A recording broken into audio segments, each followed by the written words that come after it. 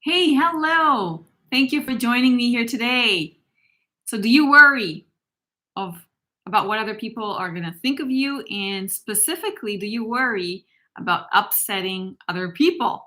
Because I know I do, and it's so common. People that are very, want to be really kind and nice, we worry about upsetting other people.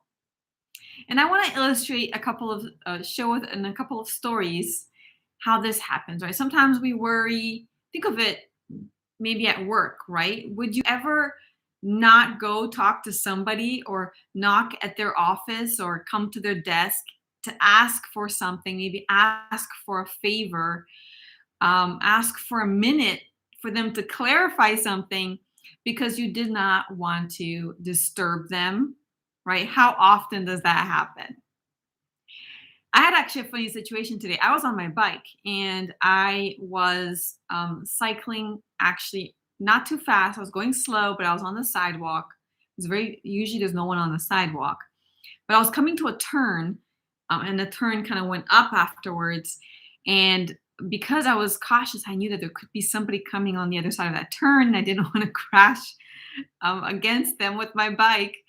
I was obviously I come slowly, but in that very last minute when I turned, I accelerated a tiny bit. And as soon as I turned, not far away from me, pretty close, there were two people. There was a senior, an old man that had trouble walking, and his daughter accompanying him. And so immediately I stopped my bike. I got off my bike. I took my bike out. I walked my bike to the street so that they could have space, right, to walk on the sidewalk. Now, the first thing that came to my mind was, oh, this man, this elderly man who is having trouble walking, must be saying terrible things about me right now. Like he must be so upset that I was on this bike, a little bit fast, right on the sidewalk where he's walking, right around the corner. He must be thinking, how rude and inconsiderate is these youngsters and this young woman to be cycling here. What about my safety? This is so just terrible. She's being so inconvenient, so selfish by taking over the sidewalk and cycling here. Doesn't she know that we have seniors here walking around?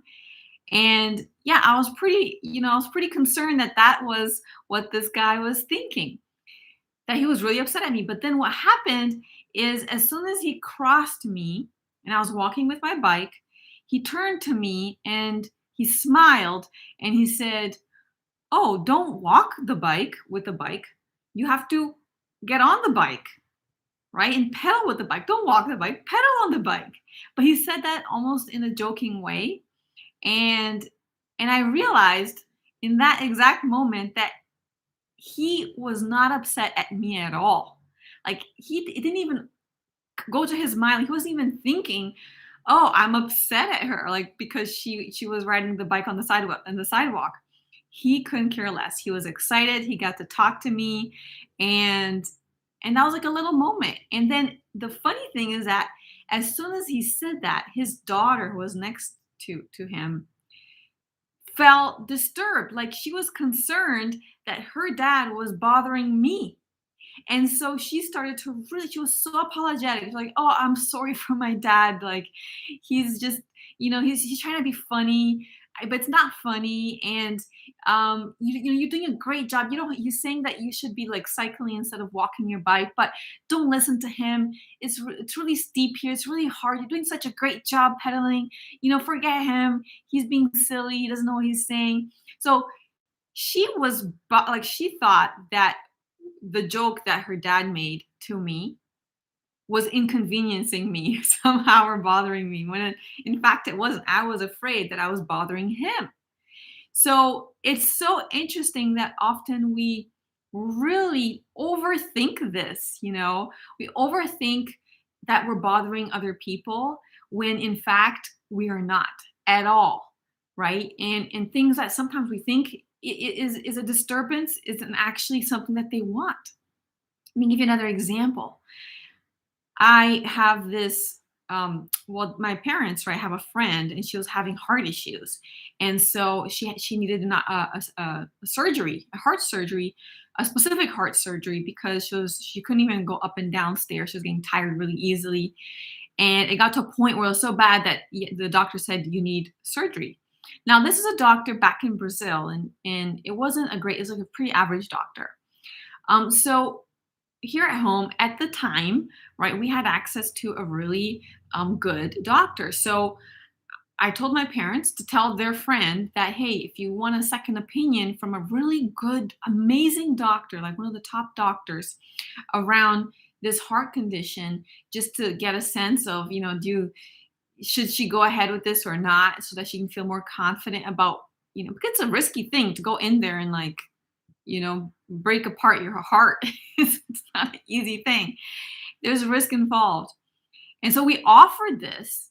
And my parents told me that she said no, she refused it because she was afraid of upsetting the doctor. And those words came from her. She was afraid of upsetting her doctor, who was an average doctor. And she didn't get a second opinion. She just went and did her surgery. Now, do you really think that a doctor who is a good doctor, right, would complain because she got him in touch with one of the top doctors in the US in the same specialty? That would be the opportunity of this man's lifetime, this doctor's lifetime, to have that exchange. He would be so happy. And yet, all she could think about was, this is going to bother him, or he's going to feel inconvenienced, or I'm going to upset him. And therefore, I'd rather not get this amazing benefit for free. Instead, I'm going to refuse it because I'm scared. Because I'm scared of upsetting my doctor. You see how irrational this gets sometimes? Because we really don't pay attention to this. We overthink things way too much, like way too much. So I want to help you consider a couple questions. They're going to help you get out of that overthinking cycle when it comes to worrying about upsetting other people, when in fact maybe you're not upsetting other people, and maybe you're just very sensitive, and you're really cautious, really thinking about helping and being nice and considerate. But sometimes we go the opposite direction, and that's not helpful to them. So I'm going to share with you guys a few questions to help you think about this. So the first one is, are you doing something wrong? Right? Are you doing something wrong? Like, think about it. Whatever you're afraid of doing or not doing because you're going to upset something, are you doing anything wrong? And if you're not doing anything wrong, then consider these other questions. Are you being rude, or are you being polite? Because if you're being polite, no matter what you say, if you're being respectful and polite, why would you worry so much, if the other person, takes it wrongly or gets upset? And I get it. We're afraid that if people get upset, they're going to reject us. They're not going to like us. They're going to, put us aside. We're not going to have friends. We're not going to have people that like us. People are going to exclude us from things that are good meetings, good social encounters, good parties. And we don't like that, right? It's that fear of being rejected. That's what's happening deep inside. But I want you to consider, if you are not doing anything wrong and you are not being rude or impolite, right? Now consider this next question. If you are on the other side, right? If you're you and you're saying whatever you need to say, would you feel bothered if somebody else said that to you? Would you feel bothered? Would that upset you? Would that be an inconvenience to you? How would you feel about it? Right? Just put yourself in the receiver's shoe. And I know you might think, you know what, but they're different. I think they're too sensitive. They're too emotional. And now you're judging. Right? And that's less nice than actually just saying what you have to say in a polite, kind way without doing anything wrong. The next thing you need to think about is, if the person, in fact, let's say you ask for something. If the person in fact gets upset, right? Do you think that they can come to you and actually ask or say, no, you know what? I'm not, I don't like this. Or if you make a request, could they say, listen, no. Or if you ask for their time or try to get, or say, hey, can I talk to you now? And they say, you know what? I'm kind of busy right now. Could we talk later? Right? That's not hard. Like, they could do that. They could absolutely do that. You are not forcing them. You are not making demands. When you're asking for something, when you're just saying, "Hey, can I chat? Hey, could I ask you for something? Hey, is this something that you could do for me?" That is not a demand, right? You're not being a jerk. You're just being respectful, kind, and speaking your mind. And the only way you will know if it's a disturbance or not is by actually saying it. You have to say it and let the other person respond. And most of the time, you're going to notice that they're not bothered at all. They're just not bothered. So, but it's okay. I get the feeling of, we want to be super careful and very careful to not upset anyone, to not be rude, not be mean. But sometimes we're overdoing it. And that's not the reality.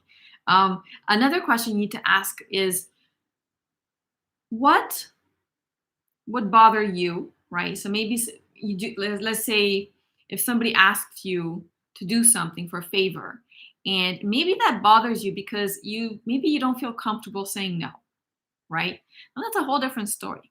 But maybe the person that you're talking to has no issues saying no. And so it's not inconvenient for them, it won't bother them. And for example, if you want to ask somebody that you think has trouble saying no to do something for you, you can always give them a way out. You can say, hey, this is something, could you help me with this? But hey, if you can't, that's okay. There's no problem. So you give them this sense of comfort that if they say no to your request, it's okay. You are not going to get upset. You are not going to ignore them. It's all going to be fine. So when you give them that reassurance, even if it's like someone who tends to not feel very comfortable with saying no, for example, and setting boundaries, they'll feel okay, and then it won't upset them, right? Because now they feel confident that they can tell you, they can say no to you and not feel rejected. So it's very much a process of being respectful, being kind, giving the other person an opportunity to say no, to say, I can't speak right now. And what you really need to do, right, to not overthink so much around this about worrying about overly worrying about upsetting other people, is worry about first, really put your focus on a couple of things, on what you want to achieve. What is it that matters to you right now? What is your goal? What are you trying to advance with that conversation? Because that is going to help you figure out how to position that, or what to say. And second, how do you say that in a polite, respectful way that even gives the other person the possibility of saying no to you without feeling like they're going to get rejected? Okay, so that you can think about. How do you say it in a really nice way? Not about not saying it, but how do you say it in a nice way? Just say, you don't have to, again, just being respectful, right, of the person. Also, consider worrying about getting clarity from the other person. So maybe when in an interaction like this, you might ask them a few questions. You might state your feedback or what you want and say, hey, is that okay with you? Hey, does that make sense to you? Hey, is that something that you could do? Hey, tell me, oh, you said you can? Okay, when would be a good deadline for you that's workable for you, right? Just seeking that conversation. The more dialogue that you have, the better you'll understand the other person and how much you can go after or say or ask for, right? But if you're just, it's one-sided and it's in your head, you don't really know, you're not getting any response from the other person, so it's really hard to know. So instead focusing on expressing more, talking more, and getting that dialogue going is going to be really helpful for you. And then also, I want you to focus and worry about being authentic and being true to yourself and expressing yourself when you are interacting with people, right? Because people don't trust the others that when they're not authentic. Like they can tell that you're holding back. They can tell, and nobody likes to be around people that you feel like they're holding back and they're mysterious and they're not being open and frank and honest with you, right? Again, you want to be open, frank, and honest in a respectful way. But once you're respectful, that's actually going to build trust and improve the relationship over time. So go for that. It's really going to help you not think too much about the whole I'm upsetting somebody. Oh my goodness, what are they going to think? What are they gonna think of me? They're gonna super reject me now. So yeah, so those are some of the tips, but I think it can really help you not overthink things too much. And yeah, focus a little bit about what you're trying to achieve, more communication rather than less, more dialogue rather than just you in your head, and just be polite and kind and don't worry about it. Just go for it. Try it out, because you will never know until you try it out. When you have these conversations, you'll see how it flows, and you'll start to like, just like the two stories that I shared, you'll notice how that worry was unjustified, right? In reality, the thing that you're worrying about, that you're avoiding, because it might upset somebody, that's the thing that maybe they actually want. And that's what happened to me today. So just embrace it, try it out, because that's the only way that you are going to notice if the other person is in fact upset or not. And I can promise you, most of the time, if you're respectful, if you're not doing anything wrong, they won't be upset at you, right? Communicate your intention, communicate what your why you're asking for what you're asking. Be appreciative, acknowledge them, and it's all good. Just be a kind, respectful human being, but speak up authentically, because that is what people like, because it connects people. It creates connection, and it creates trust, and it creates positive long-term relationships. So I hope that helps you. If there's anything inside of you that's you holding back again because you're upset, afraid of upsetting somebody, go and try it out. Try it out today, try it out tomorrow, and you'll be that much closer to feeling a lot more confident when you go out there and engage truthfully, engage yourself fully and authentically and true to yourself with other people. And that's going to get the best of you and of the relationship and of other people as well. Hope that helps. Thank you so much for being here and for watching. And I can't wait to see your comments. Have a great evening, and I will see you in the next live. Bye.